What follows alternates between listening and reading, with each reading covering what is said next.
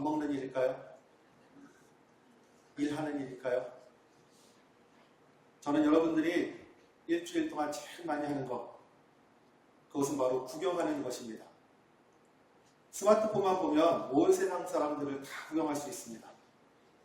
스마트폰만 갖고 있으면 어디로 갔는지, 누가 무엇을 하였는지, 누가 무엇을 샀는지, 또 누가 어떤 말을 했는지 우리는 하루 종일 구경할 수 있습니다. 맞다는 거죠, 장로님? 운동도 구경합니다. 요리하는 것도 구경합니다. 다른 사람들이 여행하는 것도 구경하고, 심지어 살 빼야겠다라고 결단하고 결심하며 라면을 먹는 사람도 스마트폰으로는 남 운동하는 거 보면서 구경하면서 밥을 먹습니다. 요즘 시대의 특징인 것 같습니다. 사람들이 직접 하기보다 구경하는 것에 더 익숙합니다. 그리고 그것에 대한 평가를 하며 자신의 생각과 의견을 표현을 합니다. 그런데 문제는 이러한 문화가 신앙생활에도 들어오기 시작했다는 것입니다. 교회에서도 비슷한 모습들이 나타납니다. 어떤 사람은 하나님의 나라의 일에 열심을 다하여 뛰어나갑니다. 기도의 자리에도 뛰어나가고, 헌신의 자리에도 뛰어나가고, 섬김의 자리에 열심을 다합니다. 그런데 또 어떤 사람은 그 모든 것을 멀리서 바라보고 지켜보는 사람들이 있습니다. 참여하기보다 평가하고, 함께 뛰기보다 관망하고, 신앙생활도 어느 순간 구경하는 신앙생활을 하는 것이 오늘 우리가 살아가고 있는 안타까운 모습 중에 하나입니다. 사순절을 지나며 이 시간 하나님께서 우리에게 묻습니다. 우리는 어떤 신앙의 삶을 살아가고 있는가? 이 질문에 대해서 오늘 우리가 함께 읽은 본문은 매우 강렬한 메시지를 우리에게 증거해 주십니다. 오늘 함께 읽은 성경은 디모데후서입니다. 디모데후서는 사도 바울이 기록한 마지막 편지로, 마지막 성경으로 우리가 알고 있습니다. 지금 바울은 로마 감옥에 갇혀 있습니다. 그리고 그 감옥은 우리가 생각하는 감옥과는 차원이 다릅니다. 차갑고 어둡고 칙칙하고 습한 지하 감옥입니다. 바울은 이제 자신의 인생이 얼마 남지 않았다는 것을 그는 알고 있었습니다. 전자와 같이 내가 벌써 부어지고 나의 떠날 시각이 가까웠다. 바울은 지금 죽음을 앞두고 있습니다. 이런 상황에서 바울은 마지막으로 쓴 편지가 바로 이 디모데에게 쓴 편지입니다. 마지막 순간 자신의 유언과 같은 이야기를 자신이 사랑하는 아들과 같고 제자이면서 후배 목회자인 디모데에게 편지를 씁니다. 무슨 말을 남기고 싶었겠습니까? 편안하게 목회하라. 고난을 피하면서 살아라. 놀랍게도 바울은 정반대의 이야기를 합니다. 바울은 디모데에게 편한 신앙생활을 이야기하는 것이 아니라 오히려 이렇게 이야기를 합니다. 너는 그리스도 예수의 좋은 병사로 나와 함께 고난을 받으라. 여기에서 바울은 우리의 신앙의 모습을 병사다라고 표현합니다. 신앙은 구경하는 것이 아니라 전쟁에 참여하는 것과 같다라고 하는 의미입니다. 군인은 전쟁을 멀리서 바라보는 사람이 아닙니다. 군인은 전쟁 한가운데에 뛰어들어가 그곳에서 전투하는 사람이 군인입니다. 그래서 바울은 디모데에게 말합니다. 너는 그리스도의 좋은 병사가 되어라. 그리고 이어서 그리스도의 좋은 병사는 어떤 사람인지에 대해서 오늘 본문 말씀을 통하여 두 가지를 이야기해 주시는데, 그 첫 번째는 그리스도의 좋은 병사는 고난을 피하지 않는 것이 그리스도의 좋은 병사이다. 오늘 우리가 함께 읽은 디모데후서 2장 3절 후반부에 보면 바울은 나와 함께 고난을 받으라 라고 이야기합니다. 우리는 누구를 축복하며 또 우리는 누구에게 누구를 향하여서 좋은 말을 하려고 할 때에 고생하지 말라, 편하게 살아라, 힘든 일을 가지 말라, 요즘 말로 꽃길만 걸어라 라고 이야기를 할 텐데, 그런데 바울은 디모데에게 정반대 말을 합니다. 고난을 받아라. 그런데 그 고난이 나와 함께 고난을 받아라. 서두에 이야기했던 것처럼 지금 바울은 편안한 자리에 있는 것이 아닙니다. 너무나도 힘들고 고통스러운 그 자리에, 그 위치에 있습니다. 그러면서 디모데에게 나와 함께, 나와 같이 고난의 자리로 나아가라. 순교를 앞둔 바울은 자신의 고난을, 자신의 아픔을 자신의 아픔을 누구라도 우리가 잘 알고 있습니다. 고린도 후서에 보면 바울은 자신의 삶을, 자신의 인생을 이렇게 이야기를 합니다. 내가 수고를 넘치도록 하고 옥에 갇히기도 더 많이 하고 매도 수없이 맞고 여러 번 죽을 뻔하였다. 바울의 삶은 편안한 삶이 아니었습니다. 복음을 전하다가 오해도 받고, 복음을 전하다가 죽을 뻔하였고, 복음을 전하다가 매도 맞고, 복음을 전하다가 이제 순교의 자리에 서 있는 것이 바울입니다. 그런데 바울은 이 길을 후회하지 않았습니다. 오히려 자기의 후배에게, 자기의 제자에게 디모데야, 너도 이 길을 나와 함께 걸어가자. 너도 이 길을 나와 함께 걸어가며 고난의 길을 함께 걸어가자. 바울은 이렇게 이야기합니다. 생각하건대 현재의 고난은 장차 우리에게 나타날 영광과 비교할 수 없도다. 바울은 이 고난의 길을 걷는 것을 후회하지 않았습니다. 왜냐하면 이 고난의 길의 끝에는 영광이 있기 때문에 그렇다. 바울에게 이 고난이 이 땅에서의 끝이 아니라 영광으로 가는 길이다. 그것은 바로 바울이 자신이 만난 예수님이 그 길을 걸어가셨기 때문에 그렇습니다. 복음의 길은 편한 것이 아닙니다. 복음의 길은 고난이고 아픔이고 눈물이고 그 길은 너무나도 어려운 길입니다. 예수님께서 바로 이 고난의 길을 걸으셨습니다. 십자가를 피하지 않으셨습니다.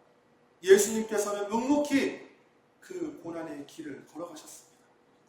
그리고 그 고난의 끝에 마지막에 십자가에서 부활의 영광, 생명의 영광, 영생의 길을 우리에게 보여주셨습니다. 바울은 그 길을 알았습니다. 그 길을 보았습니다. 그리고 그 길을 체험하였습니다. 그래서 우리를 향하여 이야기합니다. 나와 함께, 바울과 함께, 예수님과 함께 고난의 길을 함께 걷자.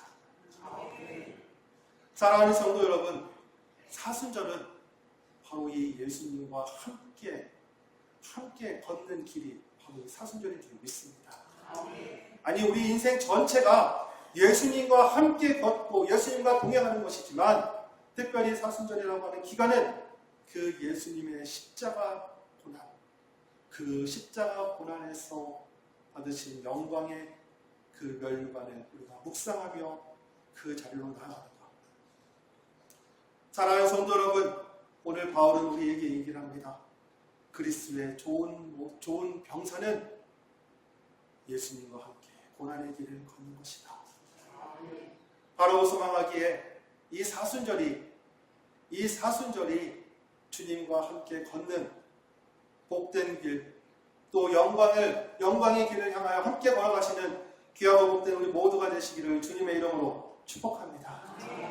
두 번째, 바울은 그리스도의 좋은 병사는 목표에 집중하는 사람이다. 목표를 향하여 집중하여 나아가는 사람이다. 바울은 4절 말씀에 이렇게 얘기합니다. 함께 읽어보겠습니다. 시작. 병사로 복무하는 자는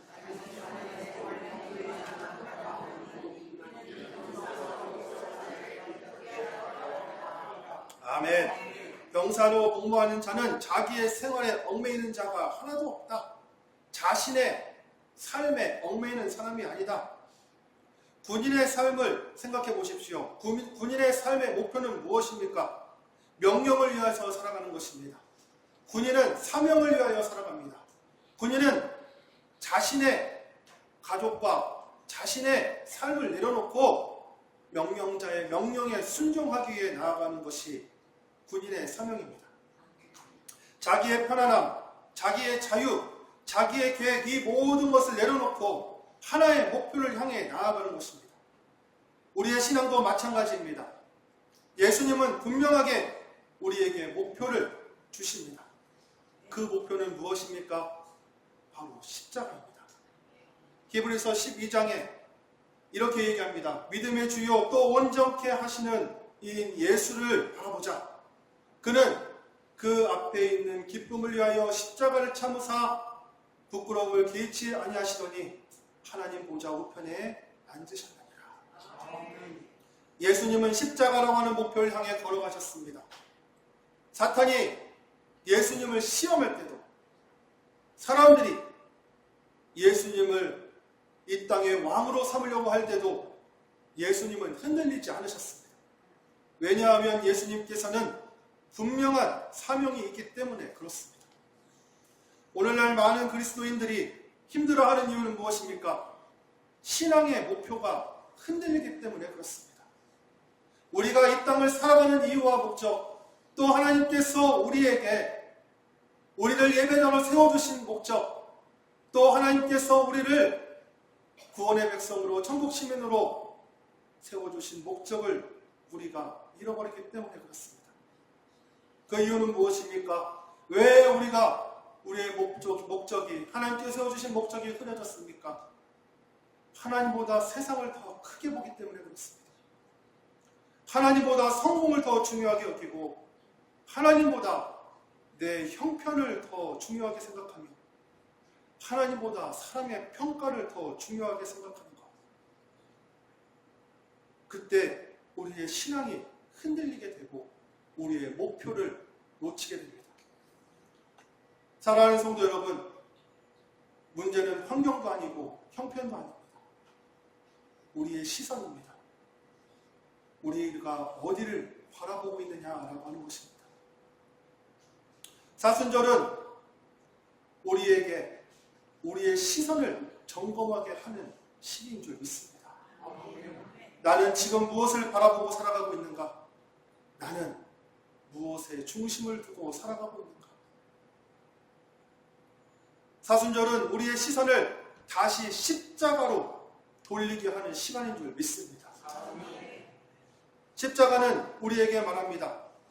신앙은 편안함을 위해서가 아니라 헌신을 위한 것이고, 신앙은 구경하기 위한 것이 아니라 참여하기 위한 것이다. 신앙은 상황에 따라 움직이는 것이 아니라 사명에 따라 살아가는 것이다. 사순절은 단순한 절기를 지키는 것이 아닙니다. 우리의 신앙의 체질을 바꾸는 시간입니다. 하나님은 우리를 구경꾼으로 부르지 않으셨습니다. 우리를 그리스도의 군사로, 병사로 부르셨습니다. 오늘 이 말씀 앞에서 우리의 신앙을 점검하시며 결단하시는 우리 모두가 되시기를 주님의 이름으로 축복합니다. 사무엘하 6장에 보면 언약궤가 예루살렘 성전에 들어오는 장면이 나옵니다. 언약궤는 하나님의 임재를 상징하는 거룩한 물건입니다. 그 언약궤가 드디어 다윗성에 들어오게 되었습니다. 그 순간 다윗은 어떻게 반응하였습니까? 다윗이 여호와 앞에서 힘을 다하여 춤을 추었다. 다윗은 왕이었습니다. 이스라엘의 최고 권력자였습니다. 그러나 하나님 앞에서 왕의 체면을 생각하지 않습니다. 사람들의 시선을 바라보지 않습니다. 오직 하나님만을 바라봅니다. 하나님의 임재가 들어오는 그 순간에 다윗은 온 마음과 온 몸을 다하여 하나님을 기뻐하며 춤을 추었습니다. 구경꾼의 자리가 아니라 참여자의 자리에서 하나님을 예배했던 것입니다.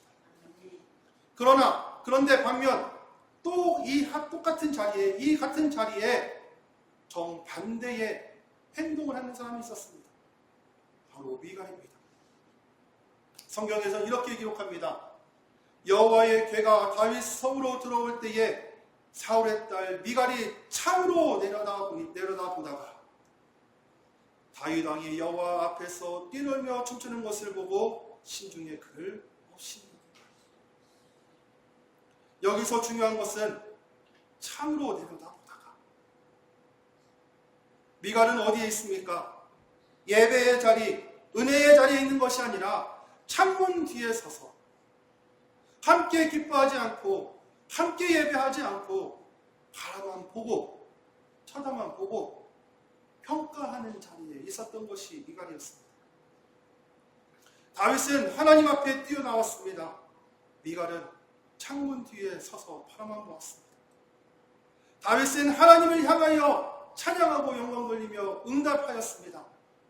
하지만 미갈은 하나님을 향하는 사람들을 평가하기만 합니다. 사랑하는 성도 여러분, 우리의 신앙이 미갈의 신앙이 아니라 다윗의 신앙이 되시는 저 여러분들 되시기를 주님의 이름으로 축복합니다.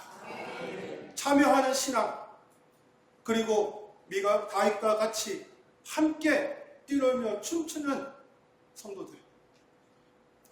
이번 사순절 기간을 통하여 우리의 신앙이 주님 앞에서 함께 찬양하고 뛰노는 결단하시는 저 여러분 되시기를 주님의 이름으로 축복합니다. 교회를 바라보는 사람이 아니라 교회를 세워나가시는 저 여러분들 되시기를 주님의 이름으로 축복합니다. 사순절 40일 특별 새벽 기도회는 단순한 프로그램이 아닙니다. 이 시간은 우리의 신앙을, 체질을 바꾸는 시간입니다. 편안함을 추구하는 신앙에서 사명을 감당하는 신앙으로, 구경하는 신앙에서 참여하는 신앙으로, 관광객 같은 신앙에서 그리스도의 군사와 같은 신앙으로 바뀌는 것이 우리의 기도 사순절 특별 새벽 예배인 줄 믿습니다. 하나님께서는 구경꾼을 찾지 않으십니다. 함께 싸움, 함께 사역을 감당할 군사들을 찾으십니다. 바르고 선망하기에 저와 여러분들은 그리스도의 군사가 되어져서 하나님께 쓰임받으시는 저 여러분들 되시기를 주님의 이름으로 축복합니다. 이 시간에 우리 함께 찬양하고 결단의 기도에 나아갔으면 좋겠습니다.